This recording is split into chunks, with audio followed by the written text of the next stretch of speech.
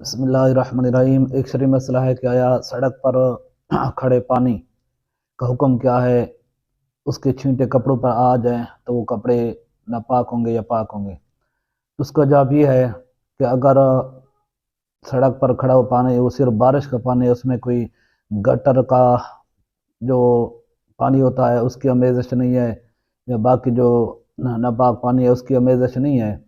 تو اگر وہ چھینٹے کپڑے پر آ جائے تو کپڑا پاک ہے، اس کے ساتھ نماز پڑھ سکتے ہیں۔ اور اگر اس پانی میں گٹر وغیرہ کے پانی کی آمیزش ہے، بارش والے پانی میں گٹر والے پانی کی آمیزش ہے، تو پھر اس کی دو صورتیں ہیں کہ یہ دیکھا جائے گا کہ اس علاقے میں اکثر بارشیں ہوتی ہوں اور وہ آدمی جس کے کپڑے پر چھینٹے آئی ہیں اس کا اکثر بھی اسی راستے سے ہوتا ہو، تو پھر اس میں فقہاء کرام فرماتے ہیں کہ کوئی گنجائش ہے کہ وہ ان کپڑوں کے ساتھ نماز پڑھ سکتا ہے اگرچہ وہ